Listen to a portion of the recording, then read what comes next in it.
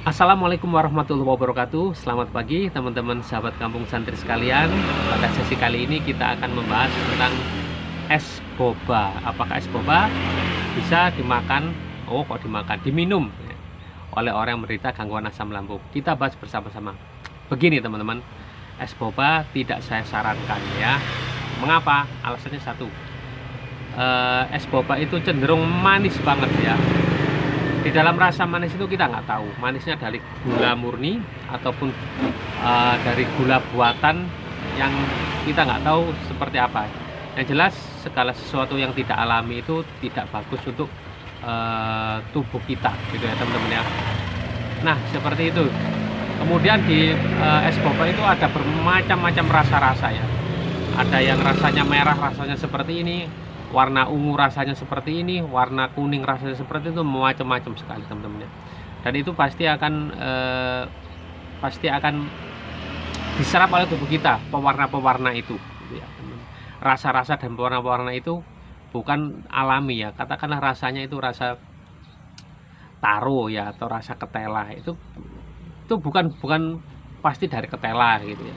Atau yang aroma rasa stroberi ya, bukan itu dari stroberi kemudian diekstrak, itu bukan ya. Itu dari bahan-bahan yang diolah dengan berbagai campuran ini dan itu melalui proses produksi, di mana nanti dihasilkan rasa yang mirip dan aroma yang mirip.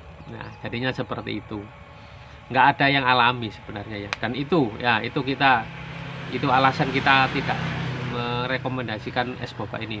Terus kemudian setelah gula, pewarna, kemudian dari bobanya sendiri. Bobanya sendiri itu dari tepung ya teman-teman ya.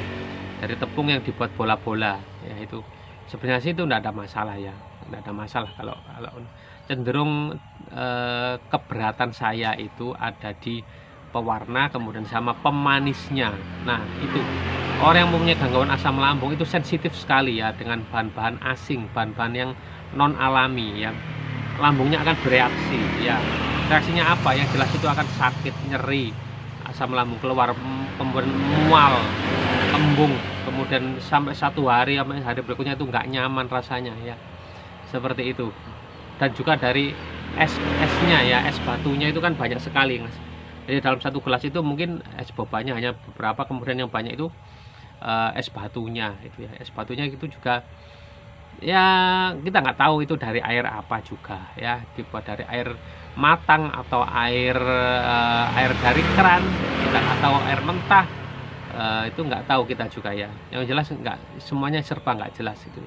Jadi kalau teman-teman yang lambungnya masih belum sembuh, sebaiknya sementara ini hindari es boba ya, apapun rasanya ya teman-teman hindari dulu karena banyak ndak alaminya ya. Khawatir saya itu akan cenderung bisa membuat kambuh ya teman-teman. Minumlah yang lain aja, cukup air putih ataupun air madu, itu ya saran saya ya. Jadi madu 1 sendok dimasukkan ke dalam air hangat atau air biasa, jatuh gitu aja, cukup ambil manisnya, segarnya itu aja, itu sudah cukup enak gitu ya. Atau mungkin dari sejenis jus-jusan ya, jus dari buah yang aman ya, seperti jus alpukat contohnya, ataupun jus melon, itu masih oke ya.